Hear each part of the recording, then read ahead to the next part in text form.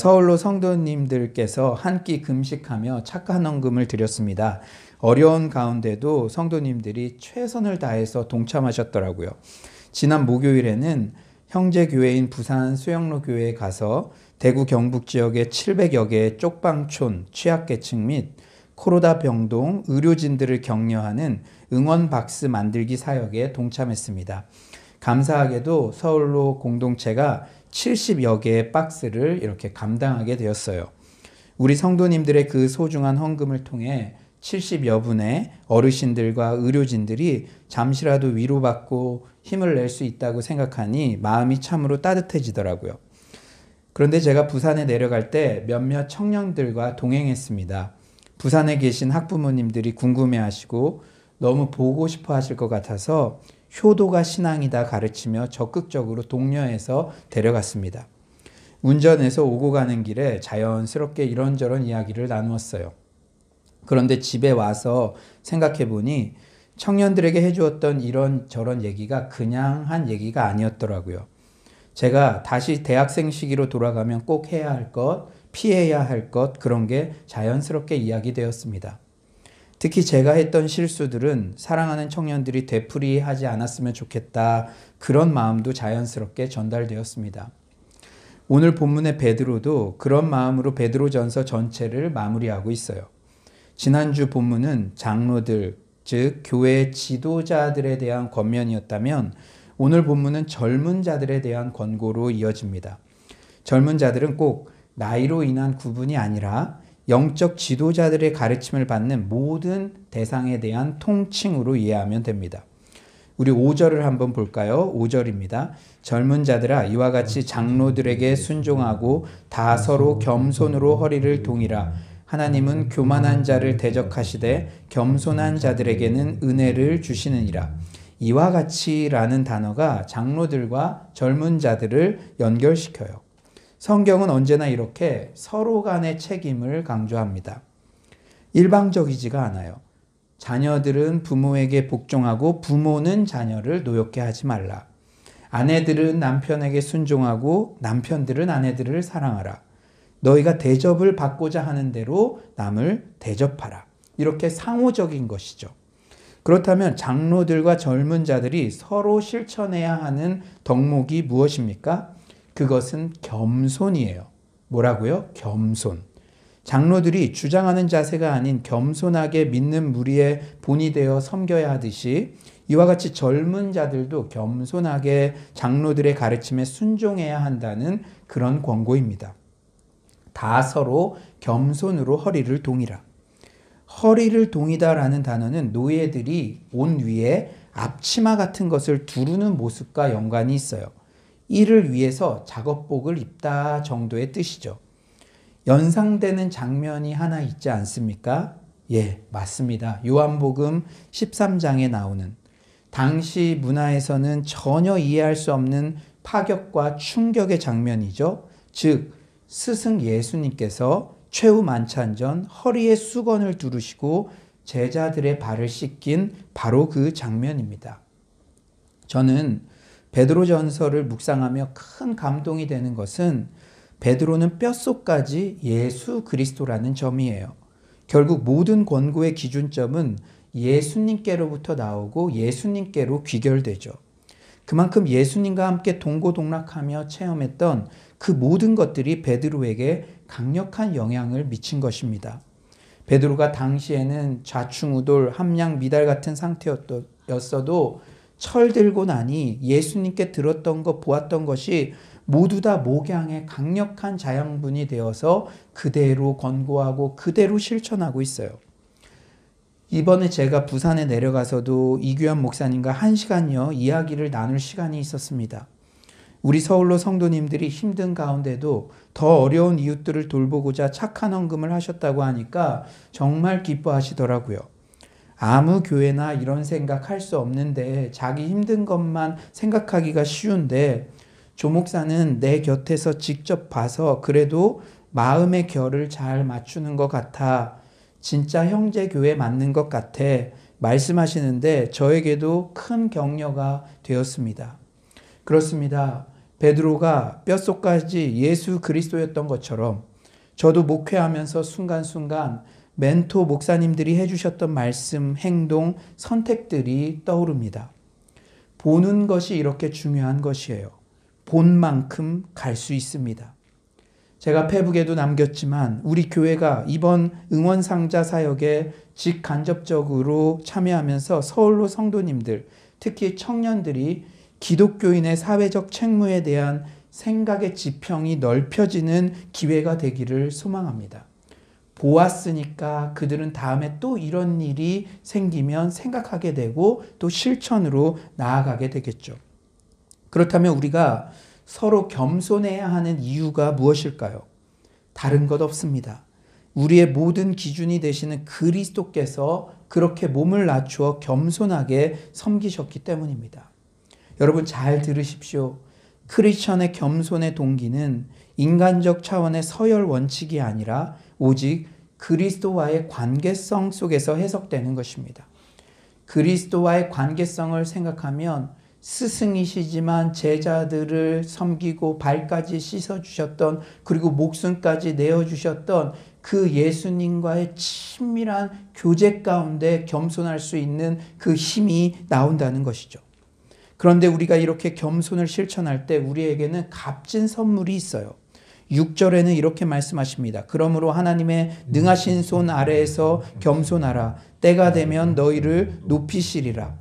사랑하는 여러분, 높아지기를 원하십니까? 내가 인위적으로 막 만드는 성공 말고 하나님께서 허락하신 성공을 맛보고 싶으십니까?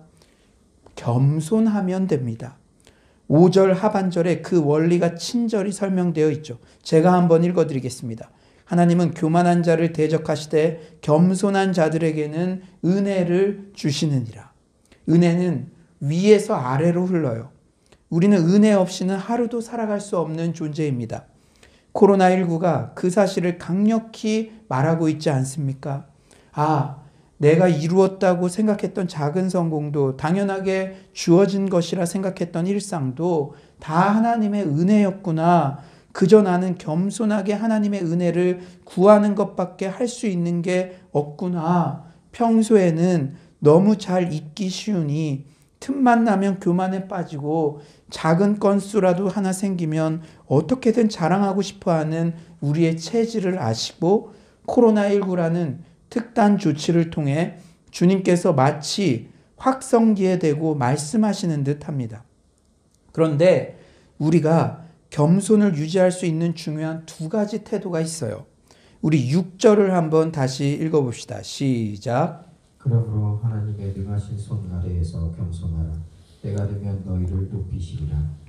첫째로 하나님의 능하신 손 아래에서, 하나님의 주권을 신뢰하는 자만이 겸손할 수 있다는 것이죠.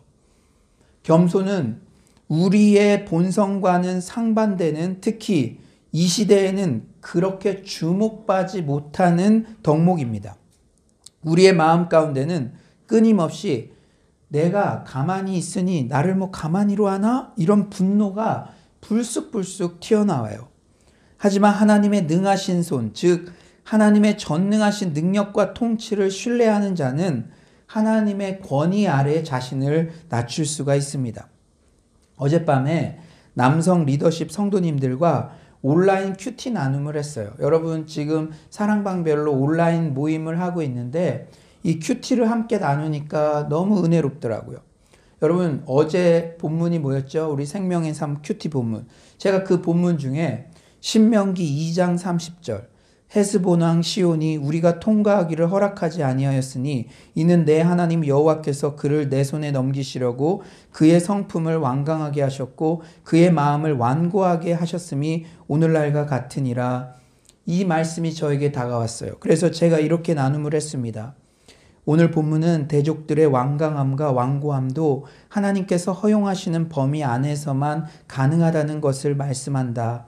하나님은 의도적으로 악한 마음을 갖게 하신 것이 아니라 허용의 측면에서 이해해야 한다. 우리 주변에 성품이 완강하고 마음이 완고한 사람을 만날 때 참 답답하고 아, 언제까지 기다려야 하나? 언제까지 저 사람이 저럴까? 실망할 때도 있다. 나는 그럴 때 하나님을 미처 보지 못했다. 상대방의 그런 모든 완강함, 완고함의 태도도 하나님의 허용 가운데 있다는 생각을 하면 덜 실망할 것 같고 덜 화가 날 것 같다. 겸손을 유지할 수 있을 것 같다. 사랑하는 여러분, 겸손을 유지할 수 있는 방법은 하나님의 손 아래서 하나님의 주권을 인정하는 것임을 여러분 잊지 마시기 바랍니다. 두 번째로 때가 되면 너희를 높이시리라. 여기서 때는 하나님의 때 카이로스를 말하죠. 연세대학교 김학철 교수님은 잘잘법이라는 영상에서 하나님의 때 카이로스를 이렇게 설명하시더라고요. 어떤 분이 칠순잔치에 갔는데 그 주인공이 사남매를 두셨는데 젊었을 때 남편과 사별하셨답니다. 그런데 그 주인공이 자녀들에게 하는 말이 참 감동적이에요.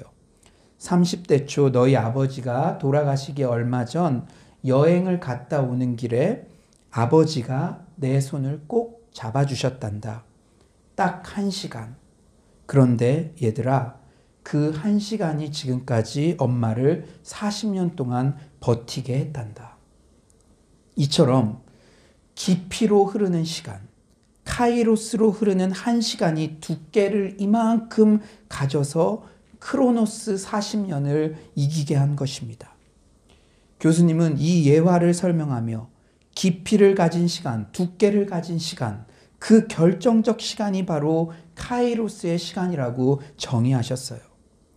우리가 겸손을 유지하는 것 쉽지 않습니다. 하지만 하나님의 때 우리를 반드시 높이실 줄 믿습니다. 그 카이로스의 시간은 두께와 깊이를 가져 40년 동안, 아니 그 이상의 시간도 어려움을 견디게 할 수 있는 희망의 단초가 됩니다. 이 진리의 확실한 증인 또한 예수 그리스도시죠.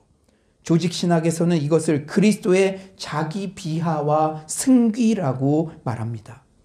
대표적인 본문, 너무나 감사한 본문 빌립보서 2장 5절에서 11절이죠. 너희 안에 이 마음을 품으라 곧 그리스도 예수의 마음이니 그는 근본 하나님의 본체시나 하나님과 동등됨을 취할 것으로 여기지 아니하시고 오히려 자기를 비워 종의 형체를 가지사 사람들과 같이 되셨고 사람의 모양으로 나타나사 자기를 낮추시고 죽기까지 복종하셨으니 곧 십자가에 죽으심이라. 그리스도의 자기 비하와 겸손, 9절부터 여러분 잘 들으십시오. 이러므로 하나님이 그를 지극히 높여 모든 이름 위에 뛰어난 이름을 주사 하늘에 있는 자들과 땅에 있는 자들과 땅 아래에 있는 자들로 모든 무릎을 예수의 이름에 꿇게 하시고 모든 입으로 예수 그리스도를 주라 시인하여 하나님 아버지께 영광을 돌리게 하셨느니라. 아멘. 예수님께서 그 길을 걸어가셨던 것처럼 우리가 겸손하며 하나님의 때에 반드시 우리를 높이실 줄 믿습니다. 이 카이로스 하나님의 때에 대한 신뢰와 믿음이 우리를 계속해서 겸손을 유지할 수 있게 만드는 것입니다. 이제 베드로는 젊은 자들에게 겸손에 대한 권고를 마치고 다시 주제를 고난의 문제를 돌려요. 베드로의 마지막 권면이기 때문입니다. 수신자들이 지금 고난 가운데 있고 앞으로 더 큰 고난 당할 것을 베드로가 내다보는 것이죠. 기원 후 64년경 쓰여진 이 베드로전서가 기록된 지 얼마 후 로마 대화재 사건이 있었고 당시 로마 황제 네로가 이를 그리스도인의 고의적 방화로 그 누명을 덮어씌움으로써 피비린내 나는 대박해가 있었죠. 노사도 베드로는 스스로의 죽음도 얼마 남지 않았음을 직감하는 것처럼 마치 유언하는 심정으로 고난 중에 강건할 것을 다시 한번 권면합니다. 그렇다면 고난 중에 승리하기 위해서는 우리가 어떻게 해야 될까요? 첫 번째로 염려를 주께 맡겨야 합니다. 뭐를 맡겨야 한다고요? 염려를. 7절에 이렇게 말씀하시죠. 너희 염려를 다 주께 맡기라. 이는 그가 너희를 돌보심이라. 염려라는 단어는 마음이 여러 조각으로 나누어지다라는 뜻이에요. 집중하지 못하는 상태. 마음이 집중이 안 되면 아무 일도 할 수가 없죠. 혹 일을 해도 온전한 열매를 맺을 수가 없습니다. 그런데 7절에 염려를 해결하는 방법이 나와요. 무엇입니까? 다 주께 맡기는 것. 맡겨버리다 라는 단어의 뜻은 위를 향하여 던져버리다 라는 의미예요. 위를 향하여 던져버리는 것. 사랑하는 여러분, 이제 왜 그렇게 성경에서 기도를 강조하는지 저절로 고개가 끄덕여지실 거죠. 베드로가 고난 가운데 승리하기 위해 마지막으로 강조하는 것 역시 기도입니다. 유언처럼 내가 죽기 전에 너희들에게 꼭 얘기하고 싶은 거 있는데 그게 바로 기도라는 거예요. 바울도 동일하게 강조합니다. 빌립보서 4장 6절 아무것도 염려하지 말고 오직 모든 일에 기도와 간구로 너희 구할 것을 감사함으로 하나님께 아뢰라. 고난의 때 염려가 많아질 수밖에 없죠. 코로나19 순간 방심하면 얼마나 생각과 마음이 복잡해집니까? 하지만 염려는 믿음의 적입니다. 염려를 오히려 기도의 통로로 선용해야 될 줄 믿습니다. 그 두려움이 변하여 내 기도 되었고 전날의 한숨 변하여 내 노래 되었네. 사랑하는 여러분, 코로나19 고난의 때 염려가 엄습하면 재빨리 곡조 있는 기도인 찬양을 부르시기 바랍니다.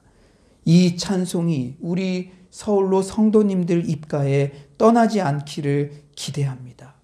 여러분, 각 가정에서 제가 후렴을 부를 테니까 다 같이 한번 불러봅시다.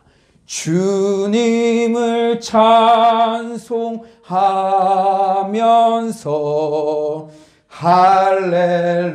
할렐루야 할렐루야 내 앞길 멀고 험해도 나 주님만 따라가리. 아멘. 그런데 저는 장로들, 젊은 자들에게 공통적으로 겸손의 덕목을 강조한 후 왜 베드로는 모든 염려를 주님께 맡기라는 권고를 이렇게 다음에 했을까? 권고의 흐름상 어떤 이유가 있을까? 여러분, 성경은 이 본문이 배치된 게 그냥 배치된 것 같아도 그 이유들이 있잖아요. 제가 기도하면서 그 이유에 대해서 이렇게 생각해 보게 되었어요. 그런데 기도하던 중 한 가지 깨달음을 얻게 되었습니다. 누구보다 나서기 좋아했던 베드로, 주도권을 잡기를 원했던 베드로, 아마 그의 마음 안에는 내가 이렇게 겸손하게 하면 사람들이 말을 잘 안 듣는 거 아니야? 이끌기가 너무 힘든 거 아니야? 이런저런 걱정이 들 수도 있었을 것이죠. 또한 젊은 사람들은 내가 이렇게 겸손하게 영적 지도자의 말씀에 따르기만 하면 나만 손해보는 거 아니야? 나도 성격이 있는 사람인데 나는 평생 이렇게 무대 밑에 있다가 끝나는 거 아니야? 이런 걱정도 들 수 있었겠죠. 물론 오늘 권고의 말씀은 로마의 대박해 같은 믿음으로 인한 고난에 대한 처방 말씀이지만 우리네 인생을 주로 걱정하게 만드는 일은 유치해 보이지만 끊임없는 주도권 싸움이라는 사실 또한 부인할 수가 없습니다.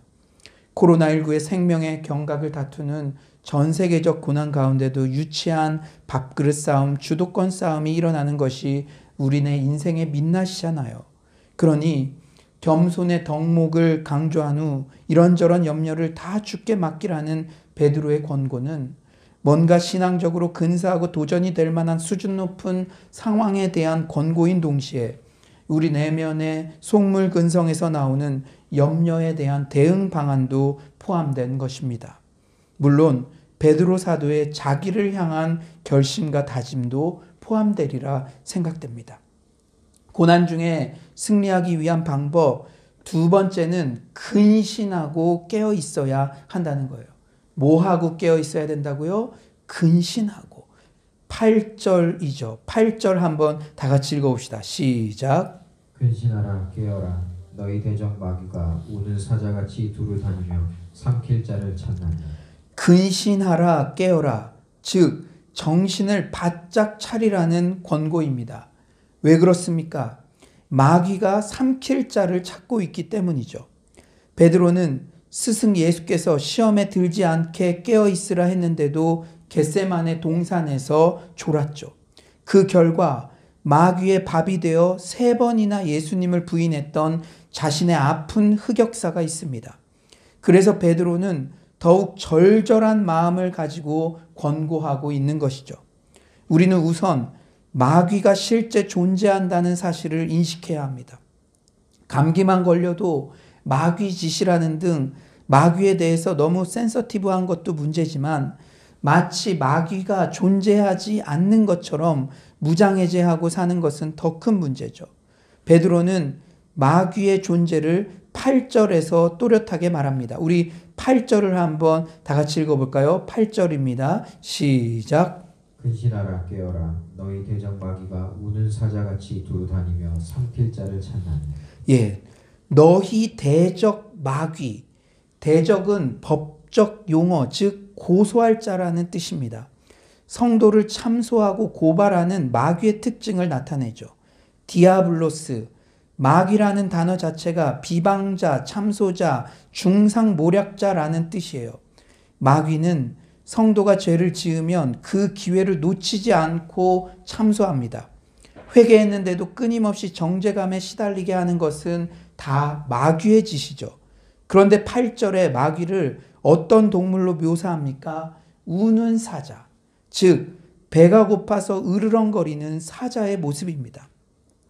배고픈 사자 앞에서 그냥 넋놓고 다니는 짐승은 다 잡혀 먹히게 되어 있죠. 얼마 전 한 청년과 대화를 나누는데 식은땀이 나더라고요. 지금 와서야 목사님께 말씀드리는데 자신이 신천지 형님과 한 달 동안 성경 공부를 했다는 것입니다. 이번에 코로나19로 드러난 신천지 수법을 보니 정말 자기가 당한 그대로였다고. 신입생 때 취업을 위한 적성검사 무료로 해준다고 꼬셔서 심리 테스트 받다가 교회 다닌다고 하니 심리 테스트는 온데간데 없고 성경 공부를 하는데 30분 만에 빠져들었다고 합니다. 그러면서 자기는 하나님이 그래도 진짜 사랑하시는 것 같다고, 그래도 우연찮은 기회에 부모님께 얘기해서 나오게 되었지만 진짜 위험하다고 대학 신입생들에게 꼭 말해주고 싶다고 이야기하더라고요. 그 말을 듣는데 이 친구가 만약 신천지에 계속 빠졌다면 지금 나는 충격과 자책 때문에 어떻게 목회할 수 있을까 진짜 등에서 식은땀이 났고 정말 한시라도 방심하면 안 되겠구나, 늘 깨어 있어야겠구나 다짐을 했습니다. 그러면서 한 가지 결심을 하게 되었어요. 이제 코로나19 이후에 성경대학을 열 것입니다. 신구약 성경 전체 개관을 해드리고 성경 각 권별 요약을 해드리고 정말 성경 자체를 함께 공부하고 어떤 질문도 서로 나누고 그런 시간을 가져보려 합니다. 성경 배우고 싶어 신천지에 빠져든 수많은 청년들 생각할 때 성경 자체를 공부하는 양육과정은 어떤 일이 있어도 해야 될 사역이라는 것을 여러 경로를 통해 깨닫게 하십니다. 깨어 있어야 됩니다. 근신해야 됩니다. 여러 경로를 통해서 위기를 이야기해주고 깨닫게 한 일이 있다면은 그것을 깊게 생각하고 또 실천하며 대응 방안을 마땅히 마련해야 될 줄 믿습니다. 고난 중에 승리하는 방법, 3번째는 마귀를 대적하는 거예요. 우리 9절을 한번 다 같이 읽어봅시다. 9절 시작. 너희는 믿음을 굳건하게 하여 그를 대적하라. 이는 세상에 있는 너희 형제들도 동일한 고난을 당하는 줄을 알미라. 마귀를 두려워하지 말고 오히려 대적하라. 깨어 근신하라는 말씀보다 더 적극적인 명령입니다. 야고보서 4장 7절도 말씀하시죠. 그런즉 너희는 하나님께 복종할지어다. 마귀를 대적하라. 그리하면 너희를 피하리라. 마귀를 대적하면 7길로 도망갑니다. 마귀는 주로 생각을 통해 틈타기 때문에 저도 모르게 부정적 생각, 미움의 생각이 틈탈 때 요 녀석 너 사람 잘못 봤다. 예수 안에 있는 나에게 감히 이 더러운 것이 어디서 덤벼. 내가 나사렛 예수 그리스도의 이름으로 명하노니 모든 더러운 생각들아 떠나갈지어다. 선포하며 발로 막 짓밟는 신용도 하고 재빨리 은혜로운 찬양을 합니다. 그러면 부정적 생각은 온데간데 없이 떠나고 그동안 저에게 부어주신 은혜들이 생각나고 오히려 제 안에 주의 은혜로 충만한 반전의 은혜, 역전의 은혜를 경험합니다. 노사도 베드로는 유언처럼 하는 권고에서 단지 흔들리지 않는 소극적 신앙에 만족하지 말고 마귀를 적극적으로 대적하라고 힘있게 말하고 있어요. 죽음의 위협에서도 죽기를 각오하고 적극적으로 싸우라는 명령입니다. 사랑하는 여러분, 지금 힘든 거 압니다. 그러나 힘들 때 그냥 가라앉아 있으면 안 되는 거예요. 그것은 크리스찬의 신앙의 태도가 아닙니다. 적극적으로 마귀를 대적하고 그럴 때일수록 기도와 말씀의 강도를 높여가야 될 줄 믿습니다. 사랑하는 여러분, 그러나 한 가지 우리가 주목해야 될 것이 있어요. 마귀의 유혹에 져서 3번이나 예수님을 부인했던 베드로가 이런 권고를 한다는 게 이해가 갑니까? 하지만 예수 부활을 목격하고 성령 체험을 한 베드로는 이런 완벽한 변화를 경험하게 되었습니다. 부활신앙, 성령 충만으로 무장한 우리 또한 이 고난의 때 이런 사자 같은 담대함이 드러날 줄 믿습니다. 이제 말씀을 정리하겠어요. 오늘 설교를 준비하며 유언처럼 권고를 이어가는 베드로의 심정을 이해하려고 노력했습니다. 그때 계속 생각나는 말씀이 있었어요. 누가복음 22장 31에서 32절이죠. 시몬아 시몬아 보라 사탄이 너희를 밀가부르듯 하려고 요구하였으나 그러나 내가 너를 위하여 내 믿음이 떨어지지 않기를 기도하였나니 너는 돌이킨 후에 내 형제를 굳게 하라. 이 말씀은 베드로가 자신만은 예수님 부인하지 않겠다고 말한 직후에 예수님께 들은 말씀이죠. 그 베드로는 자신의 결심이 무색하게도 완전히 실패했습니다. 그리고 지금 베드로는 순교를 앞둔 노사도로서 마지막 권고를 하고 있죠. 너는 돌이킨 후에 내 형제를 굳게 하라. 그래, 이 말씀만큼은 내가 순종해야지. 아마 지난 시절의 과오를 뼈저리게 후회할 때마다 이 결심을 되뇌었을 것입니다. 베드로는 평생 이런 마음으로 빚을 갚는다는 심정으로 사역했을 것입니다. 저 또한 그렇습니다. 제가 사랑하는 서울로 성도님들에게 그렇게 반복해서 강조하는 내용들은 이건 제가 이렇게 살아서 너무 좋았기 때문이야 라는 부분도 있지만 이렇게 살면 큰일 나는데 실수는 나 하나만으로 족한데 라는 심정으로 특히 청년들에게는 더더욱 그런 마음으로 전하는 내용이 많습니다. 오늘 노사도 베드로의 마음 그리고 여러분의 목사인 저의 마음이 잘 전달되기를 소망합니다. 죽도록 겸손에 힘씁시다. 지도자들은 겸손하게 무리의 본이 되셔야 하고요. 젊은 자들, 말씀의 지도를 받는 분들은 겸손하게 말씀하시는 것들을 따라야만 합니다. 고난의 때 염려를 주께다 맡겨버립시다. 지금은 자다가 깰 때입니다. 제발 근신하고 깨어 기도합시다. 지금 기도하지 않으면 언제 기도하겠어요? 마귀를 대적합시다. 무엇보다 모든 시선을 오직 그리스도 예수께 둡시다. 겸손의 왕 예수님 따라가는 우리 모두를 하나님의 때에 반드시 높이실 줄 믿습니다. 아무리 문제야 자녀도 부모님의 유언은 귀를 기울이고 들으려고 흉내라도 내듯 노사도 베드로의 유언 같은 이 마지막 권고가 우리의 삶에 적용되기를 간절히 축원합니다.